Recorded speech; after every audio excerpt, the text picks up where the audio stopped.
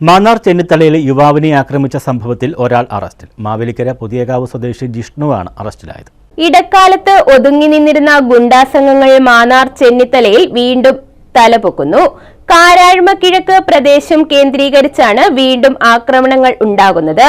കഴിഞ്ഞ ദിവസം കാരാഴ്മ കിഴക്ക് കളീക്കൽ വീട്ടിൽ വിനീതിനെ രണ്ടംഗ സംഘം ക്രൂരമായി മർദ്ദിച്ചിരുന്നു. നിരവധി കേസുകളിൽ പ്രതിയായ കാരാഴ്മ കിഴക്ക് പൂയപ്പള്ളിൽ ജോൺസൺ, മാവേലിക്കര പുതിയകാവ് വിഷ്ണു ഭവനിൽ ജിഷ്ണു എന്നിവരുടെ നേതൃത്വത്തിലാണ് ക്രൂരമർദ്ദനം നടത്തിയത്. മർദ്ദനത്തിൽ പരിക്കേറ്റ വിനീത് ചികിത്സയിലാണ്. രണ്ടാം പ്രതിയായ ജിഷ്ണുവിനെ പോലീസ് അറസ്റ്റ് ചെയ്തു. ജോൺസൺ ഉടൻ പിടിയിലാകുമെന്നാണ് സൂചന. കഴിഞ്ഞ ജൂണിൽ മദ്യം വാങ്ങാൻ പണം ചോദിച്ചിട്ട് കൊടുക്കാത്തതിന്റെ വൈരാഗ്യത്തിന് മാരക ആയുധങ്ങളുമായി ആക്രമണം നടത്തി 3 പേരെ പരിക്കേൽപ്പിച്ച കേസിലെ പ്രതി കൂടിയാണ് ജോൺസൺ.